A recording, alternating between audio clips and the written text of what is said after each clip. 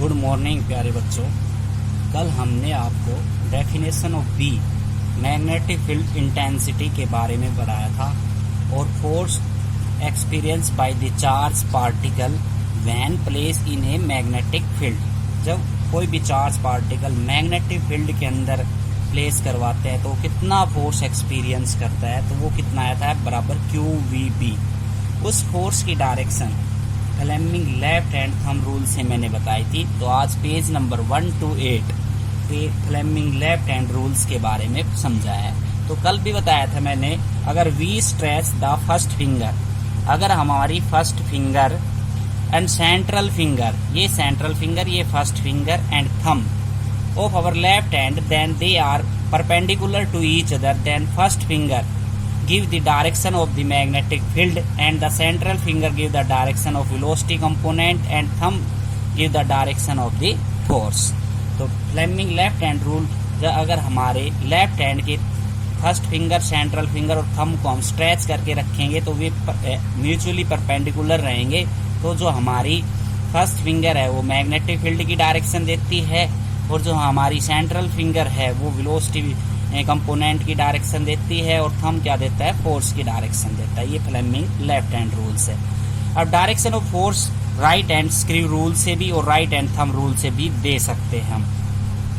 अब unit and dimension पढ़ते हैं मैग्नेटिक फील्ड इंटेंसिटी या मैग्नेटिक फील्ड इंडेक्शन की। तो F बराबर QVB फॉर्मूला आप याद रखें। तो B बराबर क्या हो गया, F अपॉन में QV।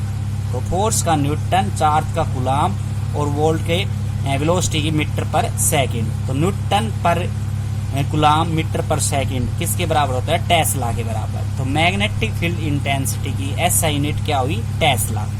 ठीक है। CGS यूनिट, न्यूटन को डाइन में लिखते हैं, कूलम को स्टेट कूलम लिखते हैं, मीटर को सेंटीमीटर लिखते हैं और सेकंड को सेकंड में लिखते हैं। CGS ये गाज के बराबर होता है। ठीक, इन दोनों के बीच के अंदर क्या रिलेशन है, ये CGS यूनिट हो गई गाज और टेस्ला SI यूनिट हो गई। रिलेशन बिटवीन टेस्ला एंड गाज। गैज 1 टेस्ला किसके बराबर होता है, 10⁴ गाज के बराबर होता है।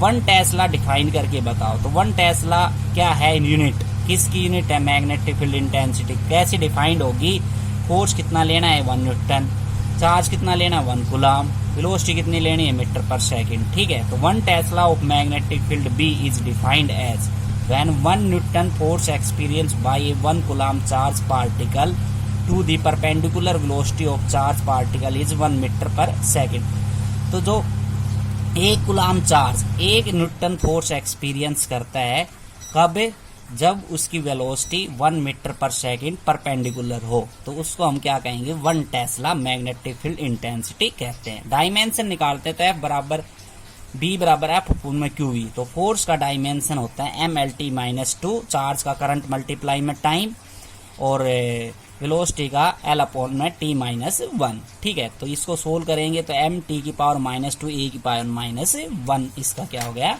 डायमेंशन हो गया। अब इम्पोर्टेंट टॉपिक है, जैसे मैंने आपको बताया था कि इलेक्ट्रोस्टैटिक्स के अंदर हमने इलेक्ट्रिक फील्ड इंटेंसिटी एक पॉइंट पे पढ़ी थी, ऐसे ही हमने गाज थ्योरम अप्लाई करके एक सिलेंडर के ऊपर, एक लाइन चार्ज के ऊपर उनकी एप्लीकेशंस पढ़ी थी, थिन शीट के ऊपर इलेक्ट्रिक फील्ड इंटेंसिटी की एप्लीकेशंस पढ़ी थी। ऐसे ही बायट-स्वेट्स लॉ पढ़ के उनकी एप्लीकेशंस पढ़ेंगे। तो ये 3-4 टॉपिक है, बायट-स्वेट्स लॉ, इलेक्ट्रिक फील्ड इंटेंसिटी और गाज थ्योरम और एम्पियर सर्कुलर लॉ। इस पे आपके 15-16 डेरिवेशंस होते हैं। यही रामबाण इलाज है। ये 4 टॉपिक आपके क्लियर होने चाहिए, सभी डेरिवेशन आप सोल्व कर सकते हैं फॉर्मूले लगा लगा के। बायट-स्वेट्स लॉ होता क्या है, बायट और स्वेट्स नाम के 2 साइंटिस्ट थे। जैसे इलेक्ट्रिक फील्ड इंटेंसिटी हमने एक पॉइंट पे हम निकाल के दिखाते हैं, वैसे ही यहाँ पे मैग्नेटिक फील्ड इंटेंसिटी एक पॉइंट पे हम स्मॉल करंट एलिमेंट की वजह से कैलकुलेट करते हैं। तो बायट-स्वेट्स लॉ ने यही बताया था, this law deals with the magnetic field induction at a point due to a small current element.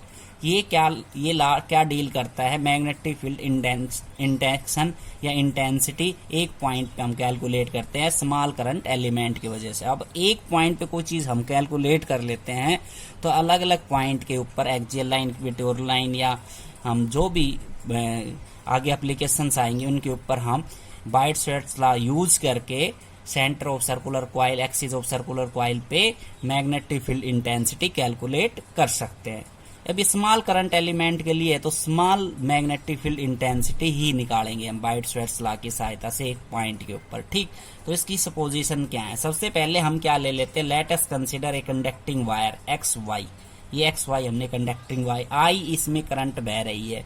यहाँ पे हम small current element D L, small current element I ले लिया और जिसकी लेंथ कितनी है, डीएल है। कितनी है, डीएल। ठीक है, एक पी पॉइंट हमने ऑब्जर्व कर लिया जहां पे हम मैग्नेटिक फील्ड इंडेक्शन कैलकुलेट करना चाहते हैं, सच दैट ओपी बराबर आर डिस्टेंस हमने लिया। ये सारी चीज हमने पोजीशन कर ली। अब देखो, magnetic field induction at a point due to a small current element I D L.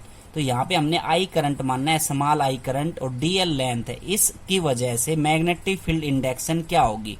तो the magnetic field induction at a point due to a small current element I D L depend upon following factor. अलग अलग factor के ऊपर ये depend करता है। तो magnetic field induction हम निकालेंगे एक पॉइंट पे, किसकी वजह से? स्मॉल करंट एलिमेंट की वजह से। स्मॉल करंट एलिमेंट क्या है? आईडीएल। यहाँ पे हमने स्मॉल करंट एलिमेंट मान लिया आई, और यहाँ पे डीएल उसकी क्या है? लेंथ। लेकिन प्रैक्टिकल पॉसिबल ऐसा होता नहीं, थ्योरेटिकली मानते हैं, फिर भी साइंटिस्टों ने ये फॉर्मूला बना रखा है स्मॉल करंट एलिमेंट्स के लिए, क्योंकि एक स्मॉल करंट एलिमेंट चूज करना या वायर के अंदर रोकना करंट एक नामुमकिन है, मुश्किल है।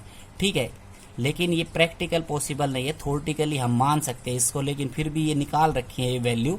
तो मैग्नेटिक फील्ड इंडेक्शन हम निकाल रहे हैं एक पॉइंट पे स्मॉल करंट एलिमेंट की वजह से। तो मैग्नेटिक फील्ड इंडेक्शन किन किन फैक्टर के ऊपर डिपेंड करता है? देखो, ये बात हमने आपको बताई थी, जितना चार्ज होगा उतना ही ज्यादा फोर्स एक्सपीरियंस होता है, जितना ज्यादा करंट होगा तो उतनी ही ज्यादा मैग्नेटिक फील्ड इंडेक्शन होती है। तो करंट हमेशा किसके डायरेक्टली प्रोपोर्शनल होता है? Magnetic field. या मैग्नेटिक फील्ड किसके डायरेक्टली प्रोपोर्शनल होती है? करंट के।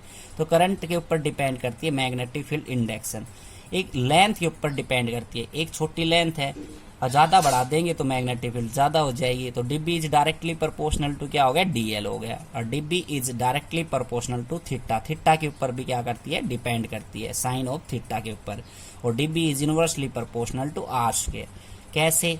अगर डिस्टेंस हमारा ज्यादा होता चला जाएगा करंट एलिमेंट से, या जिस कंडक्टर के अंदर करंट बह रही है या चार्ज बह रहा है उसका डिस्टेंस, अगर ये कंडक्टर है तो ये अगर आई करंट इसके अंदर बह रही है तो यहाँ पे मैग्नेटिक फील्ड हम चेक कर सकते हैं कितनी होगी? डीबी। जैसे जैसे हम दूर जाते जाएंगे तो डिस्टेंस बढ़ता जाएगा, और डिस्टेंस बढ़ता जाएगा तो मैग्नेटिक फील्ड की वैल्यू कम होती चली जाएगी। तो डीबी क्या हो गया? Inversely proportional to R square. ये सारे combine these factor we get. तो I D L sine theta upon में आर स्क्वायर। तो डीबी बराबर, तो डीबी बराबर हमने कांस्टेंट मान लिया के I D L sine theta upon में आर स्क्वायर। एसआई सिस्टम के अंदर के की वैल्यू म्यू नोट अपॉन 4 पाई होती है। तो डीबी की वैल्यू कितनी होगी? Mu naught upon 4 pi I D L sine theta upon में आर स्क्वायर। ये याद रखें, ये फॉर्मूला आ गया अपना एक पॉइंट के लिए। सीजीएस सिस्टम के अंदर के की वैल्यू 1 होती है, तो डीबी की वैल्यू आ गई आई D L sine theta upon में आर स्क्वायर। ठीक है, अब वेक्टर रोटेशन के अंदर साइन की वैल्यू हट जाती है, तो उसकी जगह हम क्या लगते हैं? डी एल क्रॉस में आर। क्या कर देते हैं? डीएल क्रॉस में आर। तो I D L sine theta, तो I D L sine theta, तो यहाँ पे आर से मल्टीप्लाई कर दूं मैं, आर से डिवाइड कर दूं तो कितना आ जाएगा? डीएल क्रॉस आर आ जाएगा। अब नीचे क्या आ जाएगा? आर क्यूब आएगा ये। ठीक है, ये मिस्टेक है। तो अगला है डायरेक्शन ऑफ डीबी।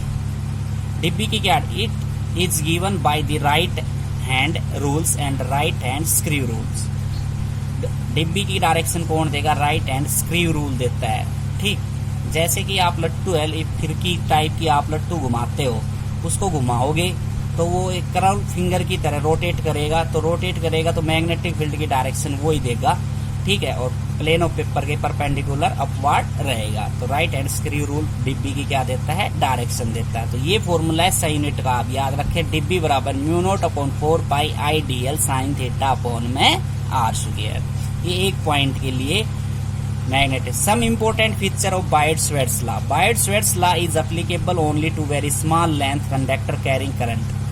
ये सिर्फ स्मॉल करंट कैरिंग एलिमेंट के लिए ही लागू होता है बायट-स्वेट्स लॉ, इस बात का ध्यान रखें। Biot Savart's law is valid for symmetrical current distribution. Symmetrical current distribution का मतलब ये है कि किसी भी कंडक्टर के अंदर करंट की वैल्यू समान है उसी के लिए ये लागू रहता है, अलग अलग पॉइंट के लिए लागू नहीं रहता। This law can not be easily verify experimentally, ये बात मैंने पहले बता दी थी, प्रैक्टिकल पॉसिबल नहीं है, because current carrying conductor of very small length can not be obtain practically. ठीक है, क्योंकि स्मॉल करंट लेंथ हम अगर प्राप्त करना चाहते हैं तो वो हमें प्रैक्टिकली पॉसिबल नहीं होता। This the direction of D B is perpendicular both I D L and R, तो डायरेक्शन डिब्बी हमेशा भी बताया मैंने वो प्लेन ऑफ पेपर के क्या रहेगी, परपेंडिकुलर, और आईडीएल एंड आर आपस में क्या रहेंगे, परपेंडिकुलर रहेंगे। तो ये इसके इम्पोर्टेंस थे। तो कल हम इसकी सिमिलरिटी और डिसिमिलरिटी बताएंगे, फिर इसकी एप्लीकेशंस पढ़ेंगे बारी बारी से। Thank you.